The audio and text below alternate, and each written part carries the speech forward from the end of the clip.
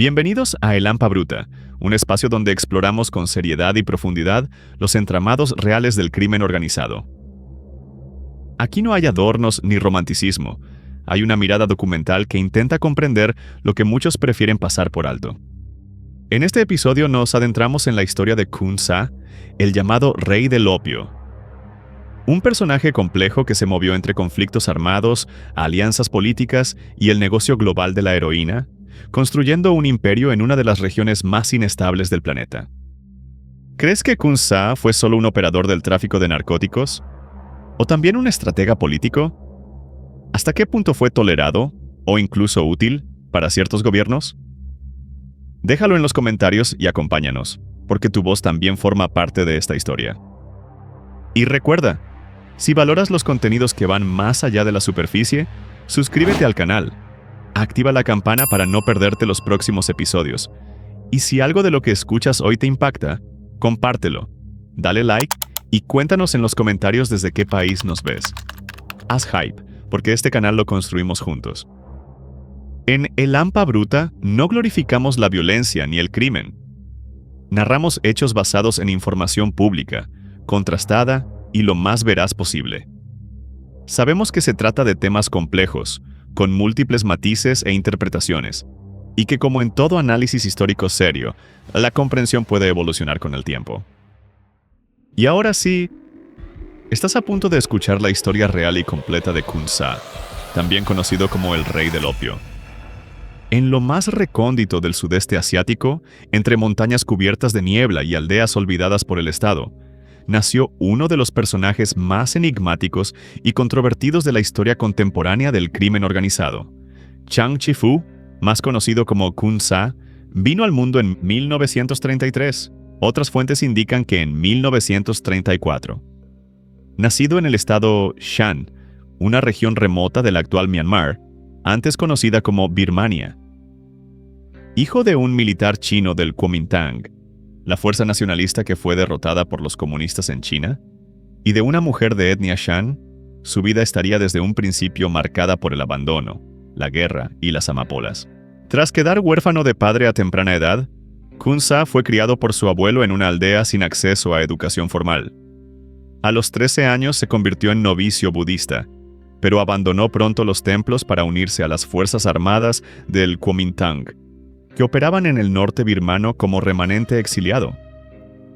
Sin apoyo oficial ni recursos, el grupo recurrió al cultivo y tráfico de opio como forma de subsistencia, lo que marcaría el inicio de la trayectoria de Khun Sa en este comercio. A los 16 años, ya dirigía su propio grupo armado, que en 1963 fue formalizado bajo el nombre de KQUE, una milicia reconocida por el gobierno birmano, a cambio de combatir a los insurgentes comunistas y otros grupos rebeldes. A cambio, se le otorgó libertad para operar en zonas de cultivo de adormidera, en lo que sería una alianza pragmática pero efímera. Fue entonces cuando adoptó el nombre de Khun Sa, que en idioma birmano significa Señor de la Prosperidad.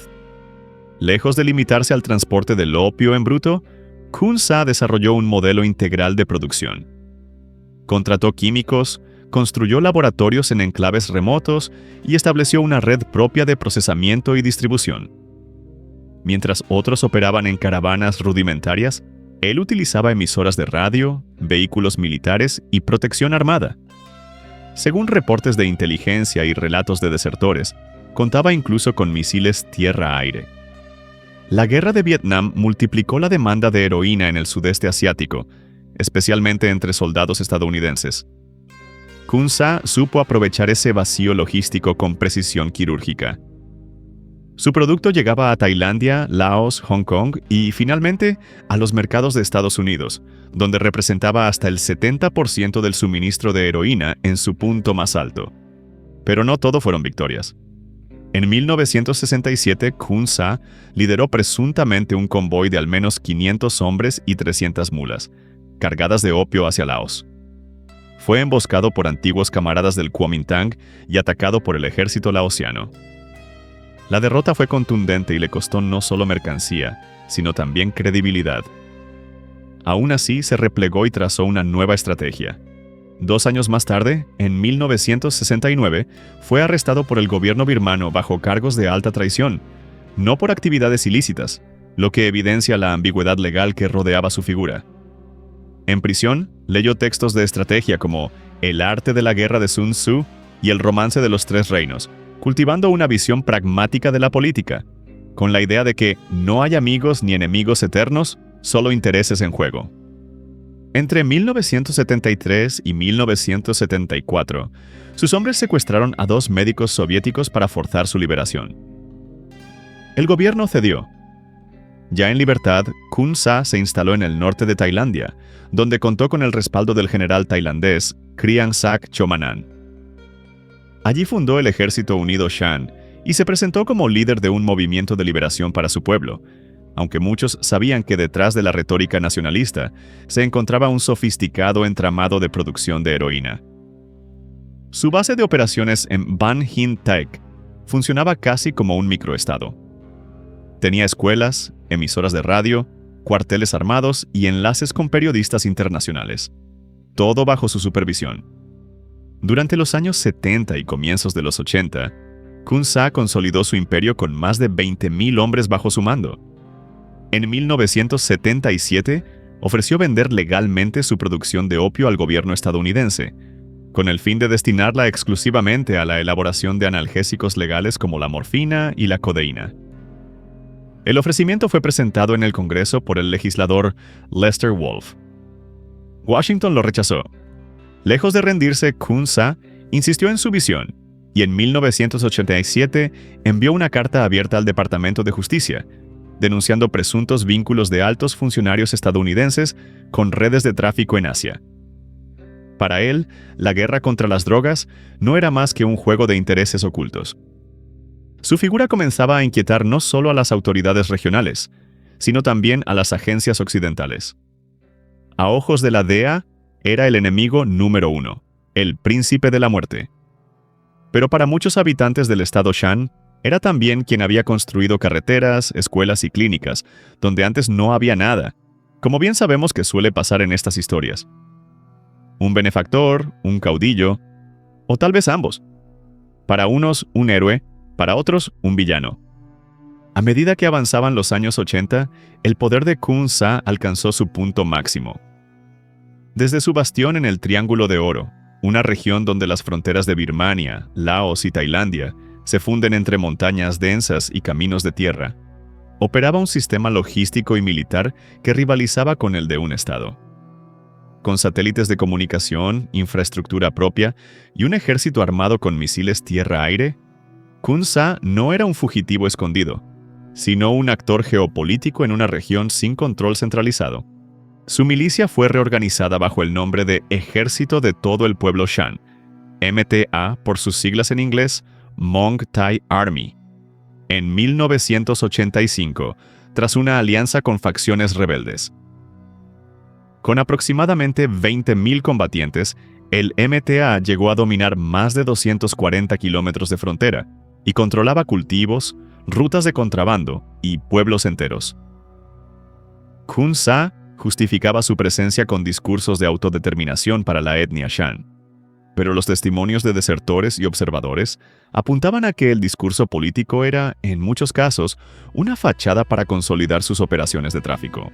En un movimiento sin precedentes, ofreció a las Naciones Unidas erradicar el cultivo de opio en la región, a cambio de $560 millones destinados a programas de sustitución agrícola. La oferta fue ignorada. Mientras tanto, las presiones internacionales sobre el gobierno birmano aumentaban. La DEA redobló esfuerzos colocándolo en su lista de los más buscados y llegando a ofrecer hasta $2 millones de recompensa. Por otro lado, presuntamente los cuerpos de inteligencia identificaban a Kun Sa como un objetivo prioritario. Tras ofrecer esa recompensa de $2 millones por su captura, en 1982, bajo presión estadounidense, el ejército tailandés bombardeó su campamento en Mae Pha Luang. Pero Kun Sa sobrevivió al ataque y se retiró estratégicamente al norte de Birmania. Allí, lejos del alcance directo de Occidente, pactó con la junta militar birmana un nuevo equilibrio de poder. A cambio de colaborar contra insurgencias rivales como el Ejército Unido GUA, el gobierno le permitió continuar con sus operaciones. Esta cooperación le otorgó una especie de blindaje informal, y sus dominios funcionaron durante años como un narcoestado en toda regla. El opio financiaba el armamento, las relaciones diplomáticas informales y la vida de miles de personas. Mientras en Occidente se demonizaba su figura, en Shan muchos lo veían como un caudillo que había logrado lo que ningún otro, es decir, ofrecer un tipo de orden, entre comillas, en medio del caos. Su figura trascendió la clandestinidad. Medios internacionales lograron entrevistas en sus campamentos. Se le veía como un líder carismático, vestido a menudo con uniforme militar, rodeado de soldados jóvenes y de símbolos budistas. Durante este periodo, incluso se le relacionó con figuras del tráfico global como Frank Lucas, quien distribuyó en Estados Unidos la heroína conocida como Blue Magic, presuntamente proveniente de los laboratorios controlados por Kun Sa. Este vínculo fue dramatizado en la película American Gangster, donde se retrata la conexión entre los campos de amapola del Triángulo de Oro y los barrios marginales de Nueva York. Sin embargo, a comienzos de los años 90, los cimientos de su imperio comenzaron a resquebrajarse. El general tailandés Kriang Sak Chomanan, primer ministro de Tailandia hasta 1980, quien presuntamente fue su principal protector, cayó en desgracia. Su sucesor en Bangkok rompió el pacto tácito y lanzó operaciones militares para cerrar las rutas del tráfico de narcóticos. El gobierno birmano, por su parte, comenzó a percibirlo como un problema más que como un aliado. La muerte de Mo Heng, un comandante clave dentro del MTA, desestabilizó el liderazgo interno y provocó divisiones. En paralelo, el auge de rutas alternativas a través de Camboya, India y el sur de China redujo la dependencia internacional del Triángulo de Oro. El mundo cambiaba, y el mercado global de estupefacientes también. Mientras Afganistán emergía como nuevo epicentro del tráfico de heroína, Kun Sa enfrentaba presiones externas, tensiones internas y un entorno político cada vez menos favorable. En 1995, su estructura militar comenzó a desmoronarse. Miles de combatientes desertaron, liderados por figuras como el coronel Yod Khan, quien fundó el Ejército Nacional Shan y buscó negociaciones de paz con Rangoon. Acusado incluso por sus propios oficiales de anteponer sus intereses económicos a la causa nacionalista, Kun Sa comprendió que su tiempo se agotaba. Ya no era el arquitecto de un narcoestado, sino un hombre acorralado entre enemigos y traiciones. En un giro final, Kun Sa optó por la vía política. En 1996, negoció directamente con los servicios de inteligencia del gobierno birmano. Entregaría su ejército, cesaría sus actividades y a cambio obtendría inmunidad total. La rendición fue pactada en términos insólitos. No hubo arresto, ni extradición, ni procesos judiciales. Simplemente desapareció del escenario militar y se trasladó a Rangoon, donde viviría protegido, rodeado de familiares y con libertad para manejar negocios legales en minería y construcción. El hombre que durante décadas había liderado uno de los imperios criminales más complejos del siglo XX, se retiraba en paz. Después de décadas de conflictos, alianzas cambiantes y liderazgo militar, Kun Sa abandonó la escena como pocos lo han hecho, sin ser capturado, sin ser extraditado y sin rendir cuentas ante ningún tribunal internacional. En 1996, tras desmantelar voluntariamente el ejército de todo el pueblo Shan, se estableció en las afueras de Rangoon, la capital de Myanmar, donde vivió bajo vigilancia del gobierno, pero con comodidades impensables para cualquier figura perseguida por agencias como la DEA. Su nueva vida transcurrió en una residencia discreta, alejada de los focos mediáticos. Se le permitió administrar negocios legales vinculados a la construcción y la minería, y sus 8 hijos iniciaron actividades comerciales en distintos sectores. Su fortuna, acumulada durante décadas de comercio ilícito, no fue confiscada. Tampoco se le juzgó ni se le obligó a dar explicaciones públicas. Myanmar, sumida en un régimen autoritario y aislado diplomáticamente, vio en Kun Sa una figura incómoda, pero útil para mantener cierta estabilidad interna tras la desmovilización del MTA. Mientras el Triángulo de Oro cambiaba de rostro, las huellas de Kun Sa seguían presentes. su antiguo cuartel en Mae Pha Luang, en el norte de Tailandia, fue reconvertido en museo. Allí, en medio de estatuas ecuestres, estancias austeras y vestigios de bombardeos, se conserva parte de la historia de un periodo marcado por el opio como motor económico y geopolítico.